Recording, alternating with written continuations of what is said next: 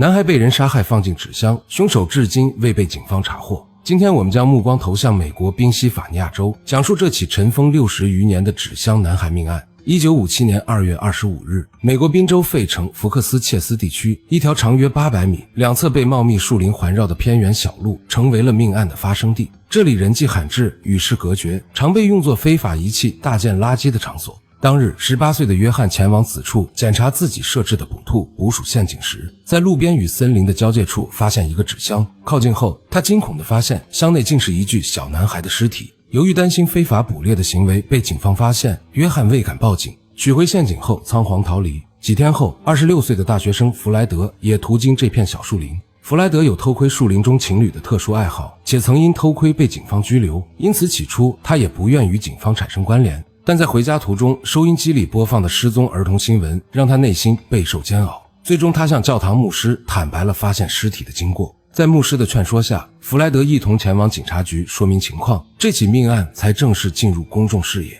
警方抵达现场后，确认纸箱内是一具全身赤裸的男童遗体，仅被一张毛毯包裹，尸体表面已发绿。法医鉴定结果显示，男童年龄在4至6岁之间，身高约1米，体重14公斤，相较于同龄人明显瘦小，生前存在严重营养不良。男童的头发和指甲有被修剪的痕迹，修剪手法粗糙，非专业理发师所为，且体表残留碎发，尸体有被清洗过的痕迹，推测凶手意在销毁表面证据。此外，男童头部和身体有多处殴打所致的淤青，腹部有 L 字形旧疤痕，左侧胸部有手术复原疤痕，还留有盲肠手术及割包皮的痕迹，但全身无任何疫苗接种印记。法医特别指出，男童手脚皮肤严重皱褶，推断死前曾长期浸泡在水中，而真正的致命伤是头部遭硬物重击。受尸体暴露于零下几度低温环境及发现不及时的影响，死亡时间仅能推算在2天至2周之间。为确认男童身份，当地警方出动300余名警力展开大规模调查。宾州多家报社紧急印制40万份寻人启事，随报纸及水电费通知单投递至每户家庭。法医部门根据男童脸部特征模拟出其父亲的样貌雕像并对外公布，还为男童穿上衣物拍摄模拟生活写真集，呼吁民众提供线索。由于当时美国医院对新生儿均有脚印和指纹记录，警方逐一核对当地所有医院的相关档案，却未找到任何匹配信息。尽管有不少家庭前来认领，但均确认男童并非自家失踪孩子，这个孩子仿佛从未在世界上存在过。案件调查过程中，一条匿名线索浮出水面。一名路人曾在案发现场附近看到一辆停靠的汽车，车旁有一位中年女子和一个小孩。他主动询问是否需要帮助时，对方刻意回避眼神，不予回应。随后他便驾车离开。这条线索与后续证人证言形成了一定呼应。物证方面，警方将重点放在装载尸体的纸箱和包裹尸体的毛毯上。通过纸箱上的货品编码，警方追溯到距离案发现场24公里的一家百货公司，该纸箱是该公司售卖某款婴儿摇篮床时的包装用品。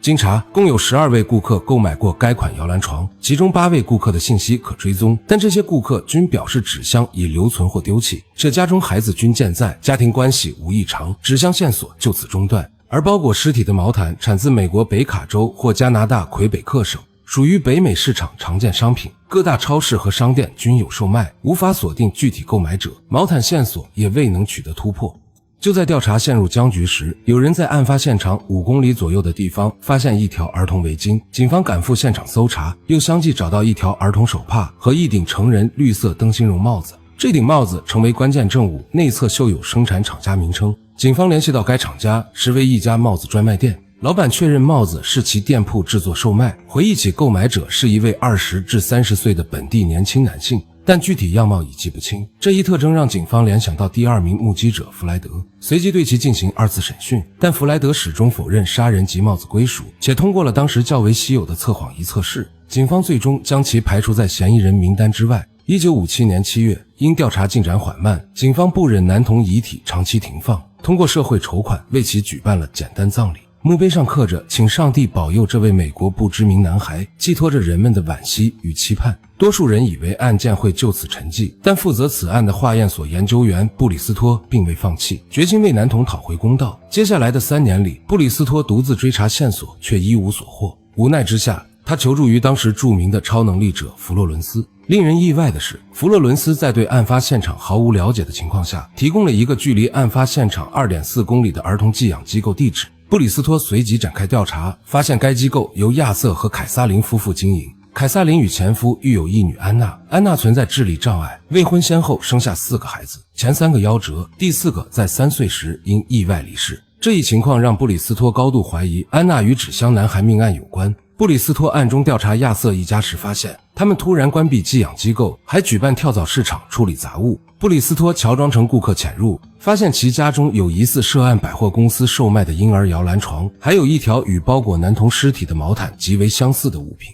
院子里的小水池也与法医推断的男童死前长期泡水情况吻合。他立即请求警方介入，但警方以案发初期已调查过亚瑟一家，未发现可疑为由，拒绝重启调查。此后20年间，布里斯托始终未放弃，通过悬赏征集线索。1984年，警方终于同意重新调查亚瑟一家，但审讯未取得实质性进展。亚瑟夫妇及安娜坚决拒绝接受测谎测试，加深了警方的怀疑，却因缺乏直接证据，无法强制其配合，案件再次陷入僵局。不久后，凯撒琳因病离世。布里斯托再次登门时，震惊地发现亚瑟竟与继女安娜结为夫妻，这让他恍然大悟亚瑟一家当初拒绝测谎的原因，同时猜想纸箱男孩可能是2人的孩子，因担心家丑外扬而将其杀害。但当布里斯托试图联系亚瑟一家的家庭医生时，发现医生早已离世，相关医疗记录也已被销毁，线索再次中断。1993年，布里斯托带着遗憾离世，临终前仍嘱托警方继续追查亚瑟一家。1998年，汤姆警官接任后重启调查，此时亚瑟和安娜态度转变，积极配合审讯。安娜坦白了未婚生育4个孩子并相继离世的事实，但坚决否认与纸箱男孩命案有关。随着 DNA 鉴定技术的发展，警方打开男童坟墓，提取 DNA 数据，与亚瑟、安娜的 DNA 进行比对，结果证实二者无血缘关系。亚瑟不久后离世，安娜被送往养老院，案件失去重要调查方向。2002年2月，汤姆警官接到俄亥俄州一名精神科医生的电话，其患者 M 小姐声称知晓纸箱男孩命案的真相。在医生的陪同下， M 小姐讲述了隐藏多年的秘密。她童年时虽有虐待倾向的母亲生活在宾州。1954年夏天，母亲从一对夫妇手中买下3岁男童乔纳森。乔纳森有智力障碍，身体虚弱，被母亲关在地下室圈养，遭受严重虐待。5岁时，乔纳森因弄脏地板遭到母亲毒打，随后被带到浴室，最终离奇死亡。母亲为掩盖罪行，修剪了乔纳森的头发和指甲，清洗尸体后用毛毯包裹，下车前往偏远小路丢弃。